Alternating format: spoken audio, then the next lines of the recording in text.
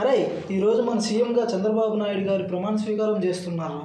Pawan Kalyan deputy CM అంటే తెలుసా? అవునరా, పవన్ ఇంత మెజార్టీతో గెలుస్తారని, డిప్యూటీ సీఎం అవుతారని నేను అస్సలు అనుకోలేదు. అయినా అప్పుడే డిప్యూటీ సీఎం ఎలా అయ్యారు? అయ్యో, అతను అంత ఈజీగా కాలేదురా. తన వెనుక 10 సంవత్సరాల కృషి ఉందిరా. పుస్తకాలు చదివిన జ్ఞానం, సమాజాన్ని మార్చాలనే తపన, అన్నయ్య వల్ల కలిగిన మార్పు, సినిమాల్లోకి రావడం వల్ల ఏర్పడిన అభిమాన దళం, చెడు రాజకీయ నాయకులపై ఉన్న కోపం, ప్రత్యర్థుల మధ్య పార్టీ పెట్టిన ధైర్యం, ప్రజలకు మంచి చేయాలన్న మంచితనం, రాజకీయ నాయకుల మాటల తూటాలను భరించేంత మనోబలం, 10 సంవత్సరాల నిరీక్షణ, అన్నీ కలిపితే వచ్చిన పేరు డిప్యూటీ సీఎం పవన్ కళ్యాణ్.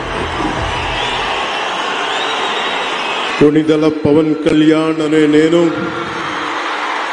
శాసనం ద్వారా నిర్మితమైన భారత రాజ్యాంగం పట్ల నిజమైన విశ్వాసం, విధేయత చూపుతానని, భారతదేశ సార్వభౌమాధికారాన్ని, సమగ్రతని కాపాడుతానని